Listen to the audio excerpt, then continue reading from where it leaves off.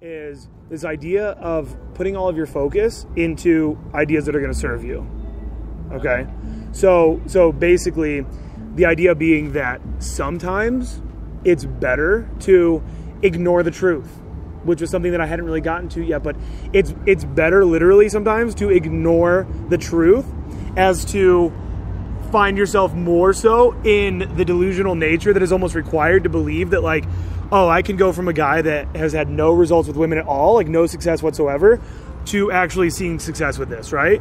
And the same thing goes for, I say the same thing goes for rappers, the same thing goes for NBA players.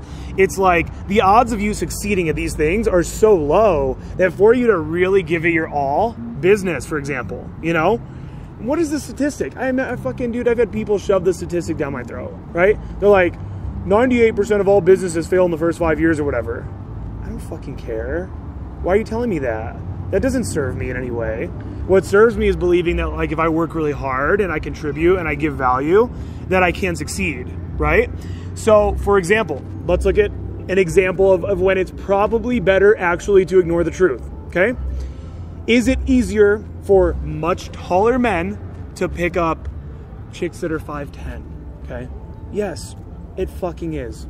It's easier for a guy that is 6'4" to pick up chicks than it is for a guy that is 5'4", okay? When they have about the same personality or the same things going for them. However, which thought serves you more? The fact that that's kind of true, or like, fuck that. I have just as much to offer as that guy does. Women are going to find me just as attractive as that guy's going to, as they're going to find that guy, right? Women are just as attracted to guys that are 5'4" as they are attracted to guys that are 6'4", okay? That's the thought that serves you more. So when you're going out and doing whole approach pickup, you're going out doing day game, are you maybe bothering girls sometimes? What do you guys think? Give me an answer here. Yes. Do you feel that way? I don't think about it, no. You don't think? I assume I'm not. Good. That's what you should be assuming. Exactly. But the truth is that you are. Okay? That's the truth. Sometimes. Now, that's, again, not a mindset that serves you, right? Because it is the truth. Sometimes I go up to girls. You saw me go up to that girl in the green hair earlier. She was just fucking bothered because she was socially awkward. That had nothing to do with me. I was smooth, Hey, what's up? Hey, excuse me. Just out of curiosity, do you know what's going on here at the park today? Blah, blah, blah. What's your name? I'm Aaron. Hey. And she goes, I don't want to do that. Or like something shitty, right? So I quote unquote bothered that girl. And is that going to happen again? Yeah. But at the same time, do I want to believe that I'm bothering them? Or do I want to believe that every single fucking time I go up and talk to a girl, she's gaining something from it? That's what I want to believe, is that every time I go up and talk to a girl, I'm providing value. Which, when you game more and more and more, and you have girls that, like, you've slept with consistently, girls that you've dated, girls that you've taken out on nice dates and had a good fucking time, you guys enjoyed a meal together, you've contributed to her life in some way, shape, or form, then once you've done that, then you see the truth, which is that when a girl allows me into her life, I do contribute value to her life. And knowing that fact will prevent you from getting into that place as well of I've approached 10 girls in a row today and they all fucking rejected me. I suck. I fucking suck. God damn it. This is not going well. Shit. That's not a mindset that serves you. And I always say, the brain needs proof, not promises. Have you guys heard me say that? Yeah. Have you heard me say that, right? So it can be really, really hard at the beginning of game. But once you have some success, right? Once you push through all of that resistance there at the beginning and you have some success, then now your brain has had it proven to it that, oh, this fucking works. It's not just Aaron telling me it's going to work. It's not just fucking this blog that I read about this guy that got laid. I don't know if anyone really gets laid from day game. I have no fucking clue. Then when it happens, it's like, oh my God, I can do this. I can, right? So you got to get to that place. And you'll get to that place with baby steps. You're not going to get to that place right away, but you will get there. The guy that's filming right now, that's my assistant. That's who's been traveling around with me to all these different locations. Have you been following the YouTube channel?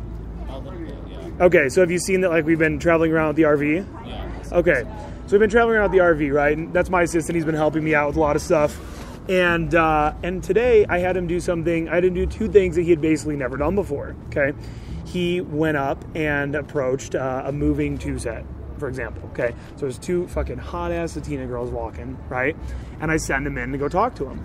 And he goes in and he didn't pull them or even get their numbers or whatever, but he went in and had a fun conversation with them. And he came back and he's on fire about it.